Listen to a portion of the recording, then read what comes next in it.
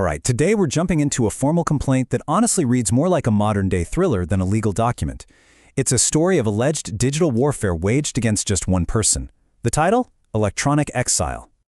So, the document we're exploring kicks off with this incredibly urgent plea. It really sets the tone, right? This isn't just dry legal stuff. It feels like a personal manifesto against a massive injustice. Let's really get into the story behind this cry for help.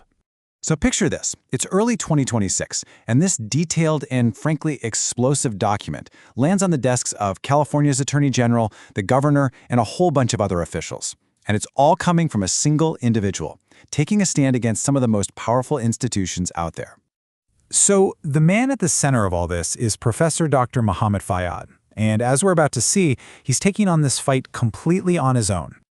A really key detail you'll find in the document is this term pro pair. So what does that mean? It means he's acting as his own lawyer. He's navigating this incredibly complex battle with no legal team, which, you have to admit, makes his stand pretty remarkable. Now, the complaint paints a picture of a classic American story. He's an immigrant who arrived with just $400, became a citizen, and even rose to represent the country in scientific delegations. But it also gets into some immense personal struggles, surviving a heart transplant and, according to him, a wrongful termination from his job as a professor. This line gives you a crystal clear sense of his mindset. Right in the middle of all the legal arguments, Dr. Fayyad just drops this direct, defiant warning. It completely frames this as more than just a legal dispute. It's a battle of intellect and principle. Okay, so this leads us to the absolute core of his complaint. He alleges that after facing all these setbacks in his professional life, the fight moved online into what he calls a digital siege. His main claim is this idea of information isolation. He's arguing that what happened to him wasn't just random bad luck with a few tech platforms. No, he believes it was a deliberate, coordinated campaign to completely erase his digital footprint and silence his story. And his complaint gets incredibly specific, naming names. He claims Google canceled his business accounts, his professional identity on LinkedIn banned. Even academic platforms like ResearchGate, which, for a scientist, are absolutely essential, allegedly just cut him off. He says his ability to publish on Wikipedia or share his side of the story on YouTube, X, and Facebook was just systematically dismantled. And he doesn't just list the platforms. He actually outlines what he sees as a strategy. He calls it digital silencing. It starts, he alleges, with shutting down accounts for no reason. Then, content restriction, where algorithms are used to basically make his posts invisible. This is followed by blocking his scientific work, which he calls civil death for an academic. And finally, even cutting off his ability to contact human rights organizations for help. But why? According to the complaint, this wasn't just about censorship. It was a calculated strategy with some very clear goals in mind. So what was the endgame here? Why would anyone go to such great lengths just to silence one person? Dr. Fayyad outlines 4 strategic goals he believes were behind it all. First, keep his story contained, stop it from getting international attention. Second, by wiping him off the internet, his opponents could create their own version of reality and trash his reputation with no way for him to fight back. And finally, the goal was psychological, to isolate him so completely that he would just give up.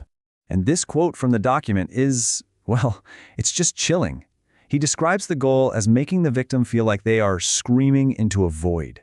It really transforms the technical act of deplatforming into something that sounds like profound psychological pressure.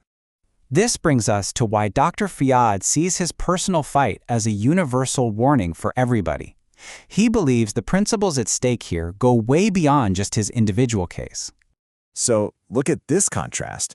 The standard excuse for banning an account is always a platform policy violation, right? But Dr. Fayyad is alleging something much more sinister. Institutional digital collusion. He's suggesting that powerful tech companies were actually working together against him. And he grounds his whole argument in fundamental law.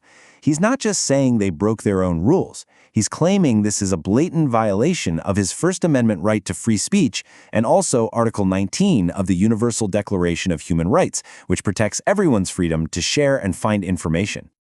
So, faced with this alleged digital wall, Dr. Fayyad didn't just surrender. Instead, he came up with his own, equally audacious battle plan. Get this, he sent his complaint to a massive and very carefully chosen list of over 100 recipients. This wasn't just a random shot in the dark. It was a targeted information campaign of his very own. And this distribution list really shows his strategy.